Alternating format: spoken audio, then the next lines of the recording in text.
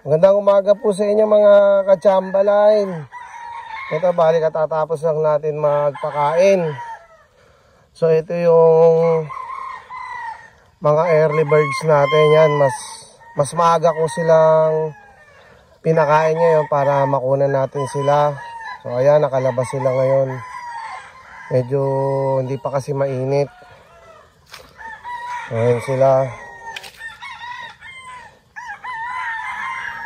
Last time po kasi medyo tinanghali tayo ng pagbibideo. Kaya halos lahat sila nandun sa loob gawa ng sobrang init. Ayan.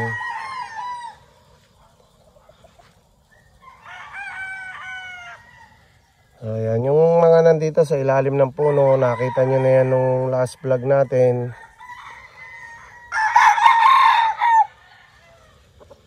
Ayan, kita natin sila. Yung mga nakapanood po nung last vlog, thank you po.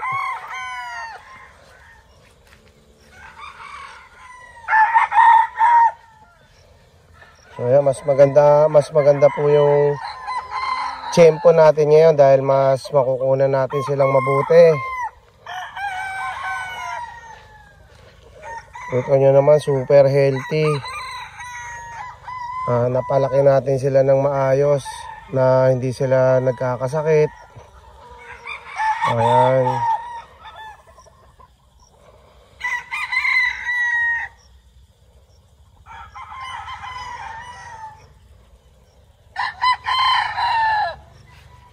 Ito po.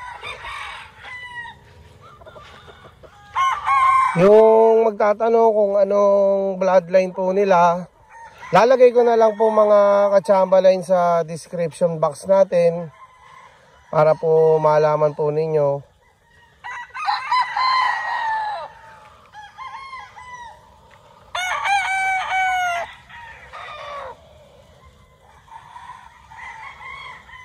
Yung mga 2 months na lang po. Mga 2 months na lang talagang mga binata na tong mga to.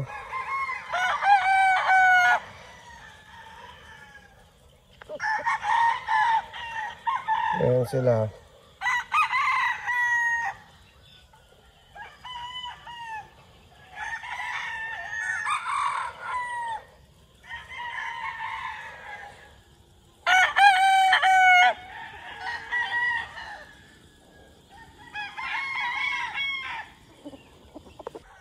Meron pa tayo dito.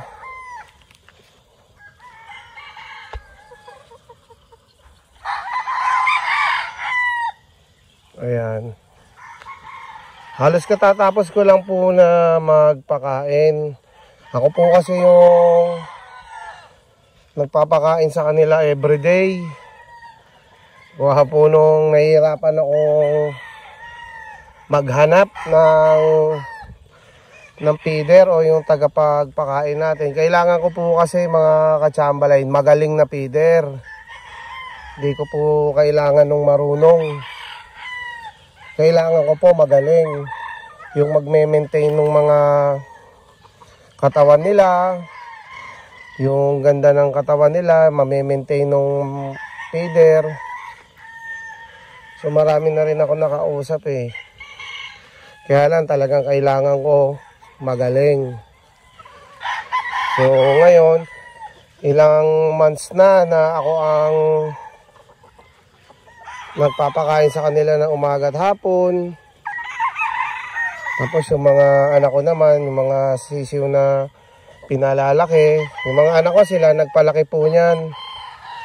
Si Charles at saka si Simon, sila yung nagpalaki niyan. Lalo na kay Simon, siya po nagpalaki niyan. Ang kuya naman niya yung nagbreed. Tapos pagdating naman po dito, ako naman po yung in charge. Bukod po doon sa ginagawa ng mga kasama natin dito, may nagpapainom, may naglilinis.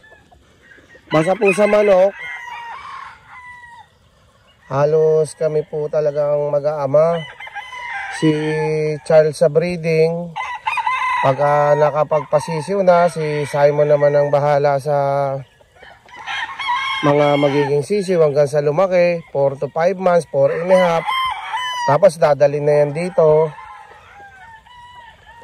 Pagdating dito, ako naman po ang may in charge, o ako naman ang nakatoka sa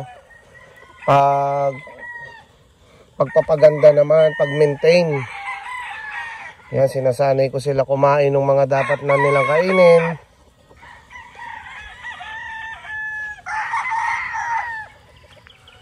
Tingnan nyo naman po paano napalaki ng mga anak ko yung gaano ka-healthy.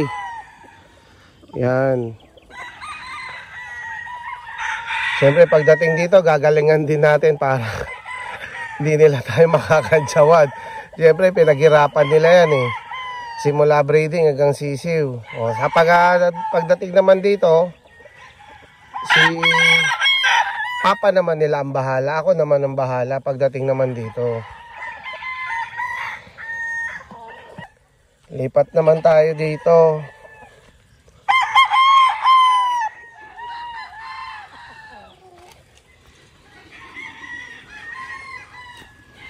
Ayan, nakita nyo may nagpapainom doon.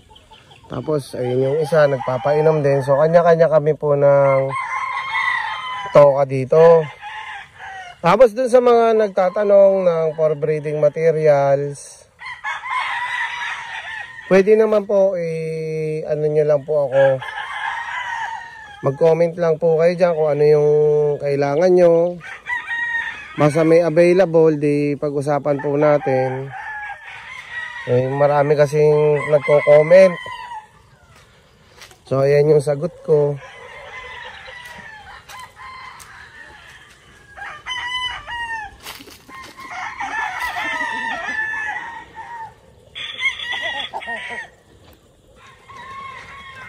Ayan.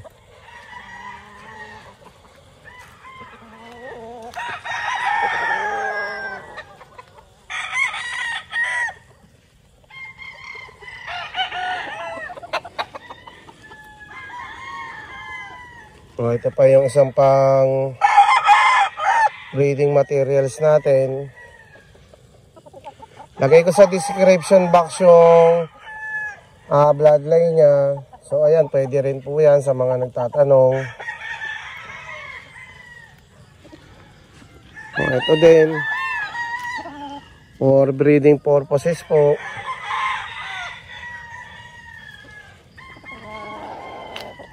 Saka ito.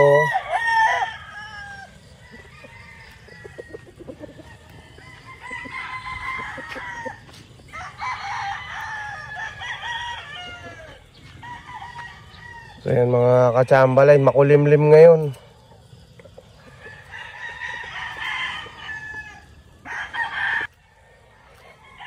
So ayan pa. Yung mga nagtatanong, idol, mayroon ka ba pwedeng i-share na pang breeding materials na mga gray mo? So ayan, meron tayo nyan. Lagay ko sa description box. Mag-comment kayo, usap tayo. Kasi ang hirap din po na i-one by one ko kayo ng pag-reply. Ayan. Meron naman ako numero, lalagay ko rin sa description box.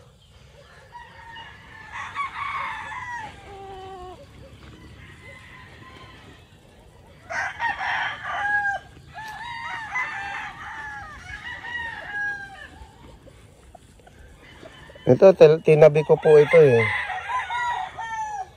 Ewan ko lang po kung magagamit ko sa future.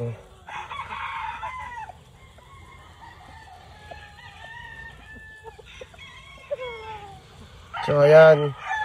Hanggang dito na lang po mga katsambalay. Maraming salamat po sa lahat po ng palaging nanonood sa atin, nagko-comment, nagla-like.